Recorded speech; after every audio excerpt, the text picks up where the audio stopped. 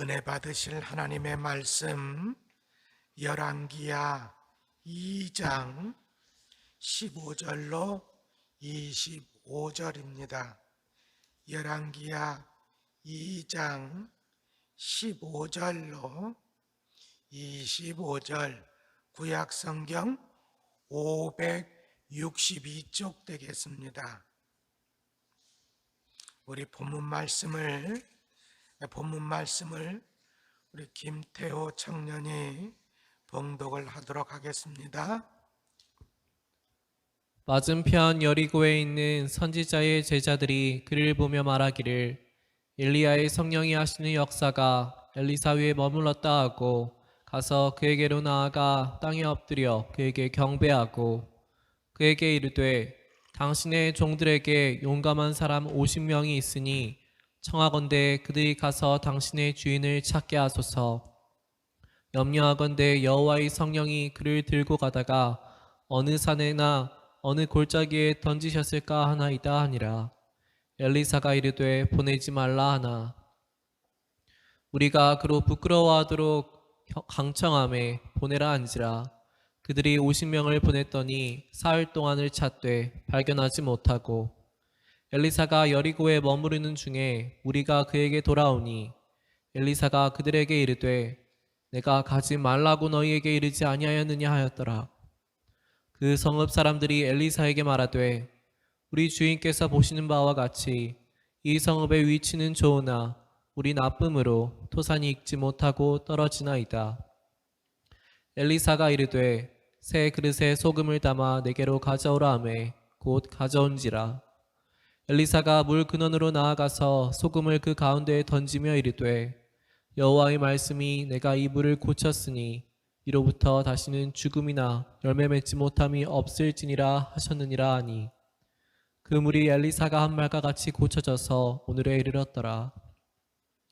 엘리사가 거기서 베델로 올라가더니 그가 길에서 올라갈 때에 작은 아이들이 성읍에서 나와 그를 조롱하여 이르되 대머리여 올라가라 대머리여 올라가라 하는지라.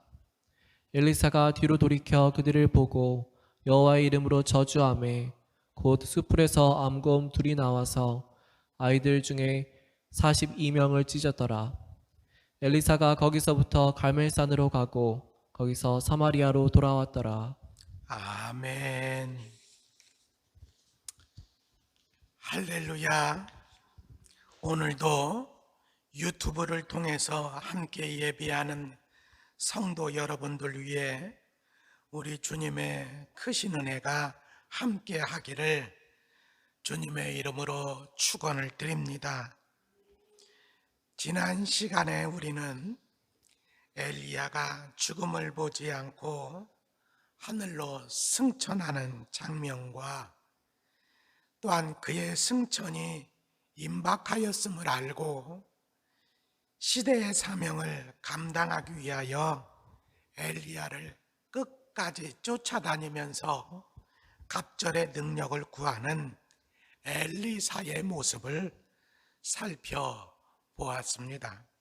자, 이제 엘리사의 사역을 살펴보아야 하는데요. 오늘은 엘리사의 사역을 잘 이해하기 위해서 먼저 열왕기 하서에 대해서 몇 가지를 살펴보고 엘리사 사역의 성격을 본문을 통해서 살펴보고자 합니다. 자, 첫째는 이 열왕기서가 언제 쓰여졌느냐 하는 것입니다.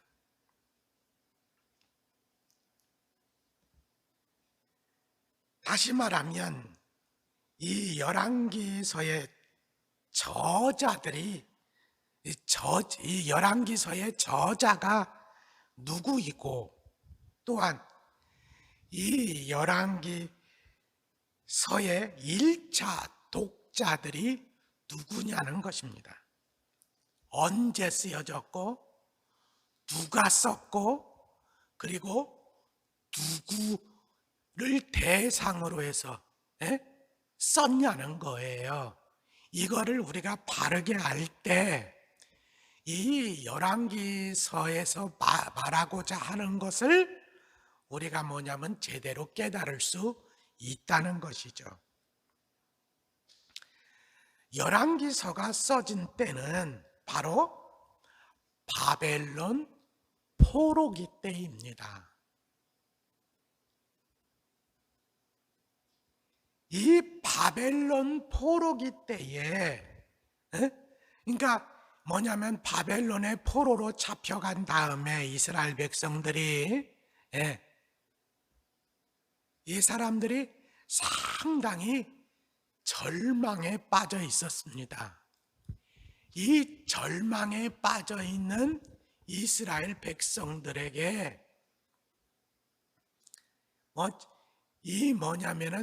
이 성경이 쓰여졌다는 거예요. 그들을 대상으로 1차 독자로 보고, 이때 이 성경을 갖다가 기록한 사람들을 누구라고 하느냐면 신명기 사가들이라고 말합니다. 신명기 사가. 우리 한번 따라해봐요. 신명기 사가. 신명기 사가. 네, 신명기 사가라고 해요. 자, 이 신명기 사가라는 말은 무슨 말이냐면, 우리 성경에 신명기서가 있잖아요. 모세오경에, 창세기, 출애굽기, 레위기, 민수기, 신명기. 자, 이 신명기의 관점을 가지고 역사를 기록한 사람들, 그러니까 역사를 바라보는 관점이 있잖아요. 관점. 역사를 바라보는 관점. 그걸 어떤 관점을 가지고 보느냐? 신명기라고 하는 관점을 가지고 역사를 본다는 거예요. 그러면 신명기의 관점이 무엇입니까? 신명기의 관점. 신명기의 관점은 다른 것이 아니라 한마디로 율법을 잘 지키면 복을 받고, 율법 반대로 율법을 지키지 않으면 어떻게 됩니까?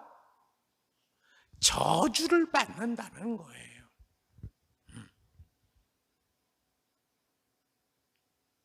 그러니까 우리가 열왕기서를 읽어보면 다른 것은 기록하고 있지를 않아요. 그렇죠? 네. 이 사람이 율법을 잘 지켰느냐?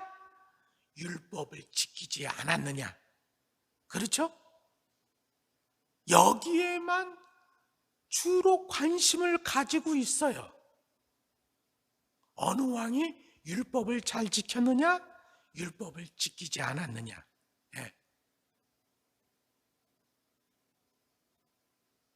그 사람이 율법을 지켰더니 하나님께 어떤 복을 받았느냐?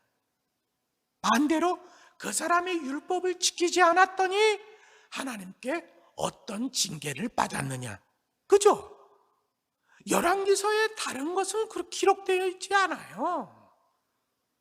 오로지 그것만 기록하고 있어요.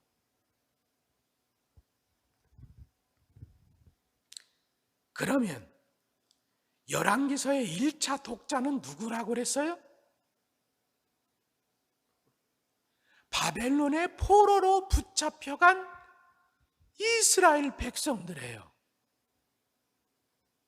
특별히 유다 백성들. 유다 백성들.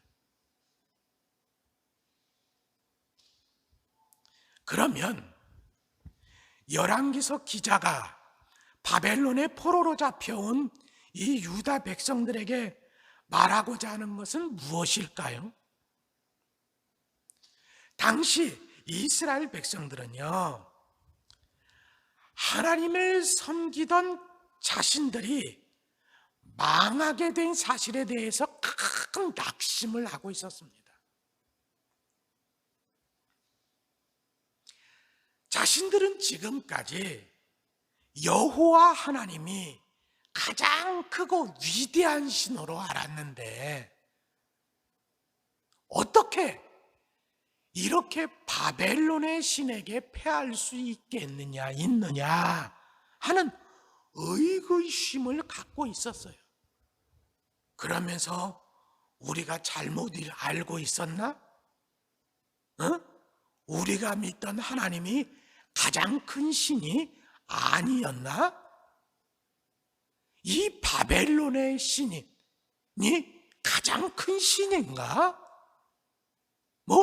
이런 생각을 하고 있는 것이죠. 그런 생각을 하면서 큰 낙심 가운데 빠져 있는 이스라엘 백성들에게, 특별히 유다 백성들에게 이 열왕기서 기자는 너희들이 망하게 된 이유가 무엇이냐는 것이죠. 그것은 하나님이 약해서가 아니라 바로 그들이 하나님을 제대로 섬기지 않았기 때문이라고 말씀하고 있는 것입니다. 다시 말하면 그들이 하나님만을 섬겨야 하는데 하나님을 어떻게 섬겨요? 하나님만을 섬겨야 하는데 이들이 하나님이 아닌 다른 신을 섬기거나 혹은 하나님과 다른 신을 함께 섬기거나 하나님도 섬기고 다른 신도 섬기고 하거나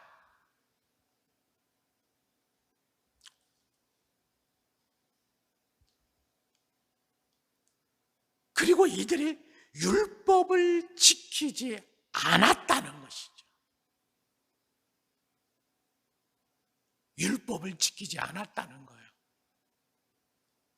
그리고 이들이 하나님만을 섬기지 않고 혹은 다른 신도 섬기고 그리고 율법대로 지키지 않을 때 하나님은 누구를 보내십니까? 선지자를 보내겠지요. 왜? 그들을 책망하기 위해서. 근데 선지자를 보냈음에도 불구하고 그들이 이 선지자를 통해서 하는 경고를 듣지 않았다는 것이죠. 네? 그래서 그들이 결국적으로 무엇을 받게 됐다는 거예요? 하나님의 심판을 받게 되었다는 것입니다. 이것을 갖다가 열왕기서 기자를 통해서 지금 이스라엘 백성들에게 고발을 하고 있는 거예요. 고발을. 다시 말하면 우리가 영화 같은 것을 보면 맨 처음에 어떤 장면이 나오느냐면 맨 처음에 포로로 잡혀온 이스라엘 백성들이 쫙 나오는 거예요. 네? 영화를 보자면. 근데 이스라엘 백성, 포로로 잡혀온 사람들이 왜 우리가 이렇게 포로로 잡혀와서 이 고생을 하게 되었는가 하는 것을 갖다가 역사적으로 몇백 년 전에 필름이 돌아가는 거예요. 옛날 우리는 이 애굽에서 나올 때 하나님과 이런 언약을 마저 맺었고, 이렇게 하나님만을 섬기기로 하고 율법을 지키면서 살기로 했는데, 이들이 그동안 하나님만을 섬기고 율법을 지키면서 살았다는 거예요? 안 지켰다는 거예요? 그렇게 하지 않았다는 거예요.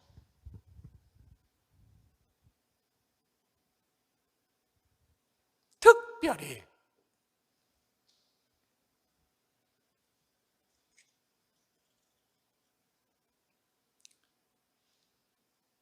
여러분, 열왕기서를 통해서 이 신명기 사가들이 쓴 이 역사서들이 많이 있거든요.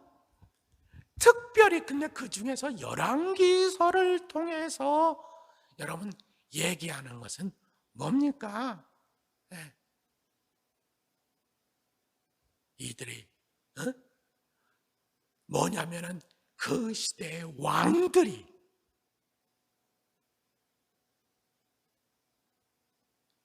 왕들은 뭐예요? 백성의 지도자들이죠. 그렇죠? 이 사람들이 이렇게 하나님을 섬기지 않고 하나님의 말씀, 율법을 지키지 않았다는 것입니다. 그리고 그들이 그렇게 하나님을 섬기지 않고 율법을 지키지 않는 것을 선지자들이 지적을 할 때 그 선지자들을 갖다가 핍박을 했다는 것입니다. 네. 그리고 핍박을 하니까 또 많은 선지자들이 타락해서 뭐냐면은 그 선지자의 직분을 제대로 감당하지를 않았다는 것입니다. 그거를 갖다가 열왕기서를 통해서 계속적으로 고발하고 있는 겁니다.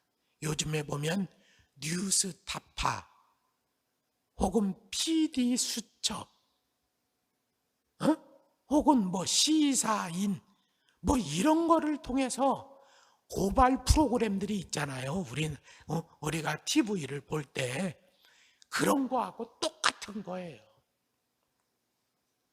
자, 이 사실을 뒤집어서 말하면 이들이 회복할 수 있는 비결이 무엇이라는 겁니까? 이들이 하나님만을 섬기지 않고 아울러 또 말씀의 율법을 지키지 않고 아울러 그것을 갖다가 뭐냐면은 경고하는 선지자들의 말을 듣지 않아서 결국적으로 이들이 이렇게 하나님의 심판을 받게 되었다면, 이들이 심판에서 벗어날 수 있는 길, 이게 뭐라는 거예요? 반대로 하면 되겠지요. 돌아와서 하나님을 섬기고 다시 율법을 지키고 아울러 선지자들을 통해서 그들이 뭐냐면 지적을 받을 때 그 선지자들을 갖다가 귀히 여기고 그 선지자들의 말씀에 그 선지자들이 하는 말을 순종을 한다면 이 사람들이 심판에서 다시금 돌아올 수 있다고 하는 것을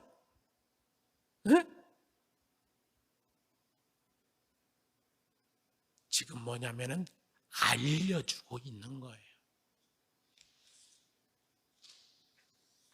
특별히 우리가 이 앞에 엘리야에 대해서 살펴봤잖아요.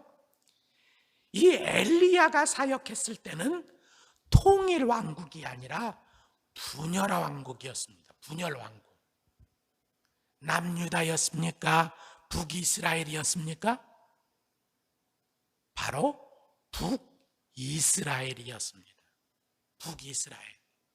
그런데 이때 북이스라엘의 영적인 상태는 어떠했습니까? 북이스라엘의 초대 왕은 바로 여로보암이라고 하는 사람이었어요. 여로보암. 근데 어떻게 여로보암이 북이스라엘의 왕이 되었습니까? 바로 솔로몬이 자기 잘난 맛에 하나님을 떠나고 율법을 지키지 않는 것에 실망하신 하나님께서 솔로몬의 나라를 떼어 주시면서 그에게 뭐라고 그랬어요? 여로보암에게 네가 솔로몬과 달리 하나님을 잘 섬기고 율법을 지키면 나는 너에게 복을 주겠다고 약속을 하면서 세워진 나라가 바로 북이스라엘이었습니다. 그런데 이렇게 북이스라엘이 세워진 다음에 여로보암은 정작 어떻게 했습니까? 이스라엘 백성들이 예루살렘 성전에 가서 제사를 드리면 결국은 이 이스라엘 백성들이 자신을 배신하고 이제 유다로 갈 것을 갖다가 염려한 나머지 이스라엘 백성들이 예루살렘 성전에 가서 하나님을 섬기지 못하도록 어떻게 하죠? 베델과 단에 황금 송아지 신상을 만들어 놓고 이것이 바로 너희를 애굽에서 이끌어내신 여호와 하나님이라고 하면서 섬기도록 만들죠.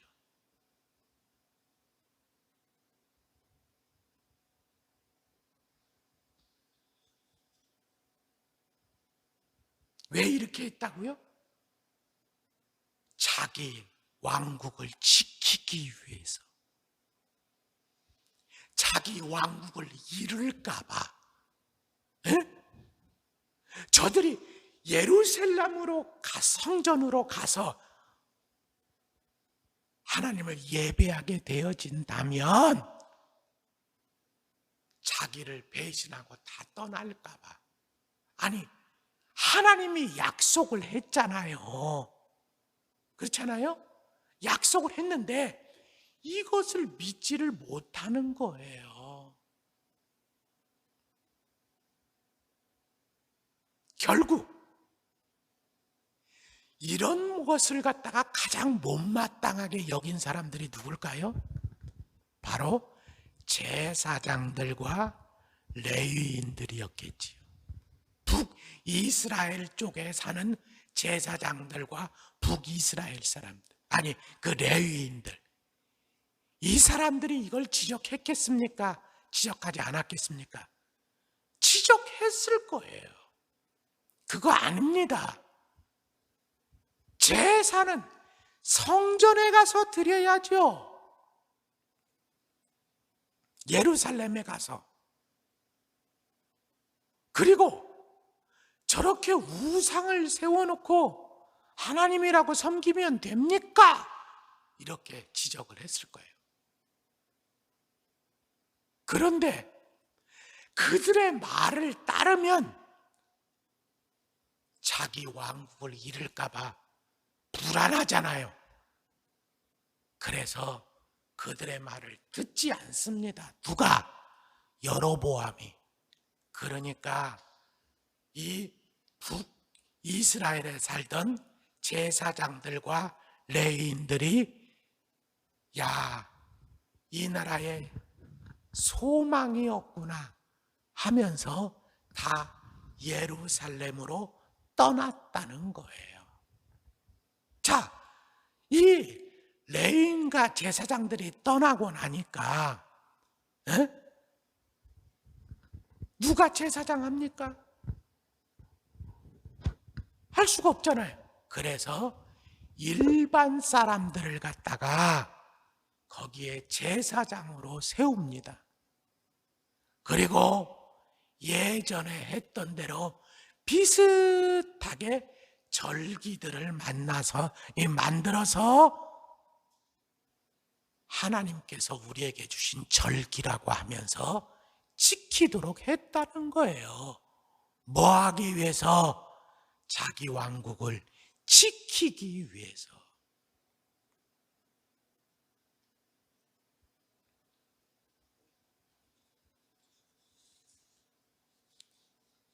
다시 말하면 북이스라엘에는 지금 어떤 상태예요? 제대로 된 성전 없죠? 그죠? 그리고 제대로 된 제사장 있어요? 없어요?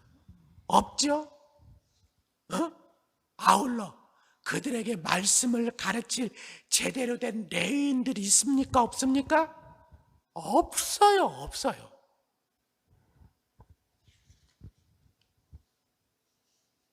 하지만 그래도 하나님은 이런 이스라엘 백성들을 포기할 수 있었겠습니까? 없었겠습니까? 없으셨겠지요. 그래서 누구를 보냈다는 거예요? 선지자들을 보냈다는 것입니다. 그런데 선지자들을 보내면 이스라엘 선지자들을 보내서 이스라엘 왕들에게 하나님께 돌아오라고 말을 하는 거죠. 이스라엘 아울러 백성들에게 하나님께 돌아오라고 말을 하는 거죠. 그렇게 하면 하나님께 징계를 받는다고 말을 하는 거죠. 근데 돌아옵니까? 안 돌아옵니까? 안 돌아온다고. 안 돌아오.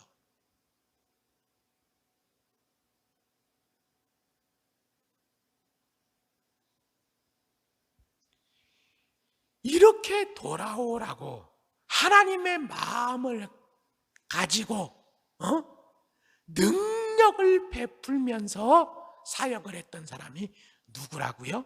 엘리야라는 거예요. 야, 너희들이 섬기는 그 하나님은 하나님이 아니야.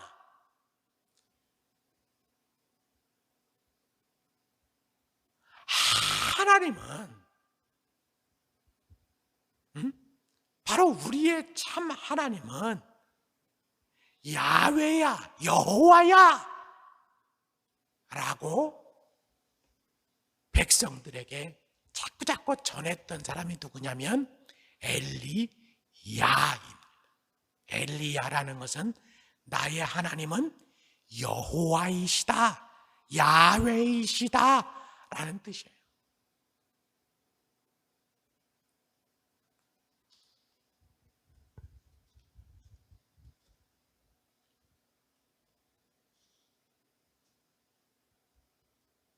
그런데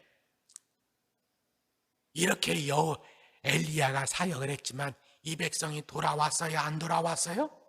안 돌아왔어요. 그런데 이 안 돌아온 이 백성을 돌아오게 하려고 하나님께서 누구를 세우라고 한 거예요? 엘리사를 세우라고 한 거예요. 그런데 그때에 다른 선지자 생도들이 있었습니까? 없었습니까? 있었다는 거예요. 있었잖아요. 그럼 왜 그 사람들 중에서 세우면 될 거 아닙니까? 그렇잖아요? 근데 그 사람들 중에서 세우지 않고 엘리사를 다시 세운 이유가 뭐겠습니까? 바로 이런 하나님의 심정, 또 엘리야와 같은 심정을 가지고 있는 사람들이 없었다는 것이죠. 그래서 그런 심정을 가진 자 누구를 찾았는데 그 사람이 누구라는 거예요? 엘리사라는 것입니다. 엘리사가 엘리야를 이어서 뭐냐면은 사역을 하게 될 것이라고 이제 세움을 받게 되어졌는데, 그런데 문제는 여러분, 엘리야 선생님이 그런 능력을 가지고도 이 백성을 돌아오도록 하려고 했는데 이게 돼요, 안 돼요? 안 되더라는 거죠. 하지만 여러분, 돌아오지 않으니까 이 백성 포기한다는 거예요? 아니라는 거죠. 포기할 수 없다는 거예요. 그러니까 엘리사가 이 백성 포기할 수 없으니, 근데 선생님의 능력을 가지고도 안 되니 나에게 어떤 능력을 달라는 거예요? 갑절의 능력을 달라는 것입니다. 갑절의 능력. 그래서 갑절의 능력을 구하게 되었다고 말씀을 드렸어요. 자, 이런 것들을 갖다가 염두에 두고 우리가 엘리사의 사역을 봐야 한다는 것이죠. 자, 그러면 이제 오늘 우리가 읽은 말씀은 뭐냐? 이 엘리사의 본격적인 사역을 앞두고 그의 사역의 성격을 우리에게 보여주고 있는 장면입니다. 자, 보세요. 먼저 엘리야가 하늘로 승천하게 되었을 때 이것을 멀리서 지켜보던 선지자들이 어떤 행동을 하게 되었다는 것입니까? 자, 2장 16절을 우리 한번 읽어보겠습니다. 시작. 그에게 이르되 당신의 종들에게 용감한 사람 50명이 있으니 청하건대 그들이 가서 당신의 주인을 찾게 하소서. 염려하건대 여호와의 성령이 그를 들고 가다가 어느 산에나 어느 골짜기에 던지셨을까 하나이다 하니라. 한마디로 무엇을 찾게 해달라는 거예요? 지금 엘리야의 시신입니다. 시신. 이 말은 무슨 얘기예요? 엘리야가 승천한 것이 아니라 승천하다가 떨어져서 어딘가 버려져 있을 것이라는 거죠. 그죠? 여러분, 이거 승천했다는 거예요? 승천하지 않았다는 거예요?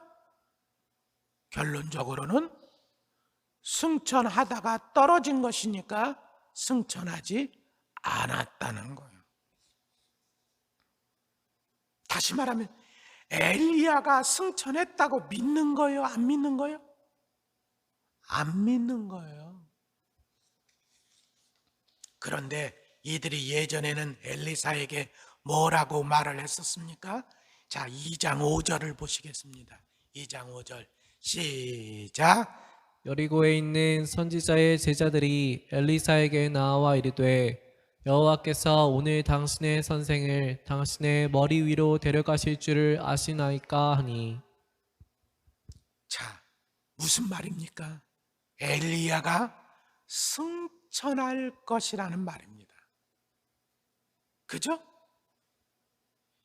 이것을 알고 있냐고 물었던 사람들이 바로 이 선지자들이었어요. 그런데 자신들이 알고 있었고 아울러 이 엘리사에게 알고 있냐고 확인했던 그것을 지금 이 사람들이 믿고 있다는 거요? 믿고 있지 않다는 거요? 안 믿고 있다는 거예요.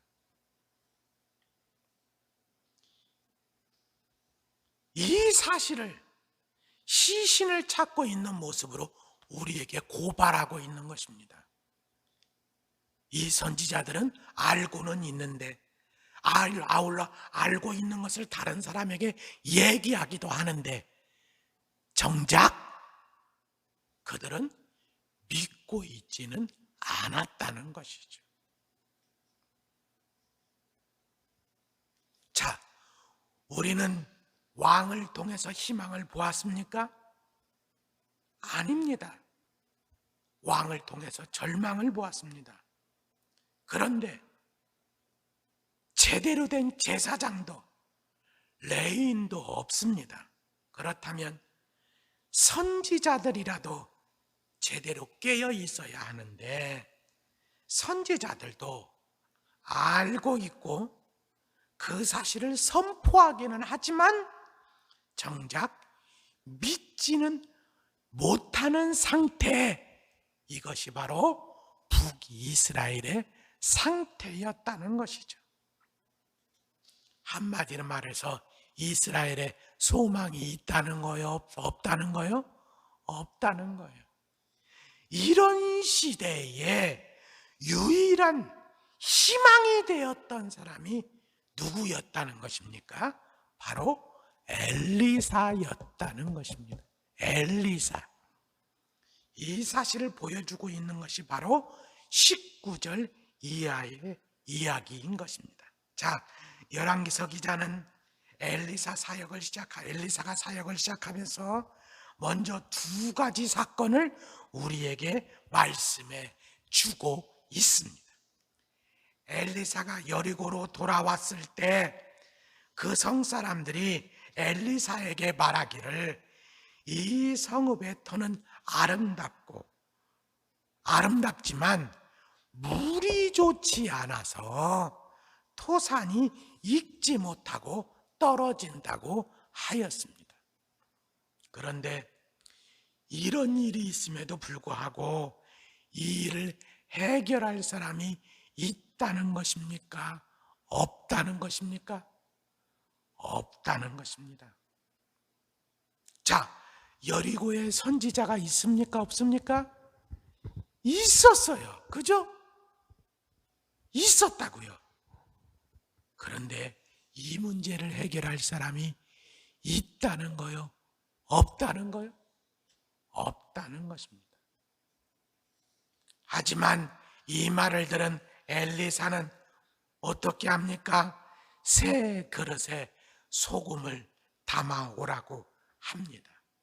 그래서 물의 근원, 즉 샘으로 가서 소금을 그 가운데 던지면서 이렇게 합니다. 자, 열왕기하 2장 21절 같이 한번 읽겠습니다. 시작. 여호와의 말씀이 내가 이 물을 고쳤으니 이로부터 다시는 죽음이나 열매 맺지 못함이 없을지니라 하셨느니라. 하고 선포를 하는 거죠. 자, 여기서 누구의 말씀이라고 그랬어요? 여호와의 말씀이라고 그랬어요. 다시 말하면 자기가 지금 이렇게 말하는 것은 누가 말씀하셨기 때문이라는 거예요. 여호와께서 말씀하셨기 때문이라는 거예요. 다시 말하면 자신은 여호와께서 말씀하신 대로 자기는 믿는다는 것이죠. 믿기 때문에 이렇게 선포한다는 거예요. 에? 선포한다는 거예요. 그런데 결과가 어떻게 되었다는 것입니까? 22절을 보시겠습니다. 22절 시작. 그 물이 엘리사가 한 말과 같이 고쳐져서 오늘에 이르렀더라. 엘리사가 믿고 선포한 대로 완전히 고쳐져서, 잠깐 고쳐졌다는 게 아니에요. 오늘날까지 이루고 있으니까. 에? 그러니까 뭐냐면은 완전히 고쳐졌다는 얘기죠. 자, 하나님께 들은 대로 믿고 선포할 수 있는 참다운 선지자, 그 사람이 바로 누구냐? 엘리사라는 거예요. 엘리사. 이런 선지자가 있다는 것은 이 민족에 정말로 소망이 있다는 것이죠. 그런데 이어서 나오는 내용이 무엇입니까? 이어서 나오는 내용 23절을 보시겠습니다. 23절 시작. 엘리사가 거기서 베델로 올라가더니 그가 길에서 올라갈 때에 작은 아이들이 성읍에서 나와 그를 조롱하여 이르되 대머리여 올라가라 대머리여 올라가라 하는지라. 여기서 작은 아이들은 어린이들을 얘기하는 게 아니에요. 성경에서 말하는 작은 아이들, 이 사람들은 누구냐면 젊은 사람들을 이야기하는 겁니다. 어떤 사람들? 젊은 사람들. 그런데 이 젊은 사람들 42명이 엘리사가 여리고에서 베델로 갈 때에 어떻게 했다는 거예요? 길을 막고 내가 엘리야의 계승자라면 너도 엘리야처럼 하늘로 올라가라고 조롱을 했다는 겁니다. 다시 말하면 이 이야기는 뭐예요? 우리에게 올 필요가 있다는 거예요? 없다는 거예요? 없다는 거예요. 길을 막고 베델로 올라가는 길을 막고 서서 우리에게 올 필요 없다는 거예요. 저기로 야 너희 스승 엘리야처럼 꺼지라는 거예요. 꺼지라는 거예요.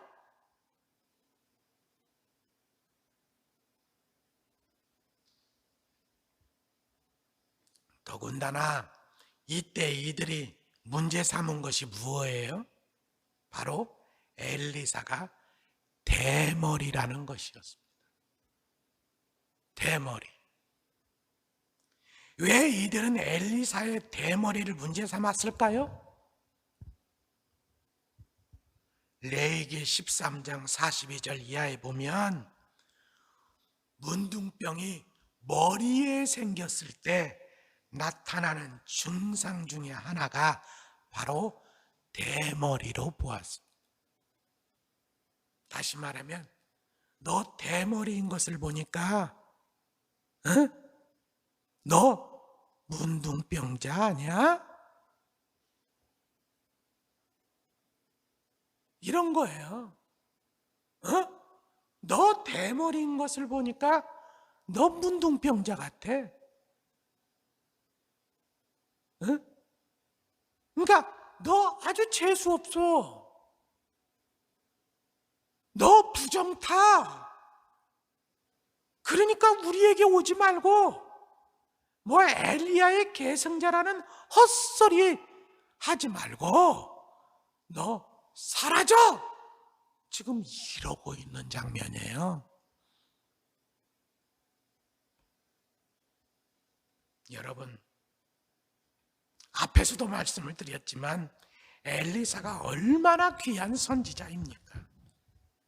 이런 사람이 하나 있다는 것이 얼마나 소망이 있는 거냐는 거예요. 그런데 이런 엘리사를 지금 어떻게 대우하고 있는 거예요? 여러분, 멸시하고 있는 거예요. 조롱하고 있는 거예요.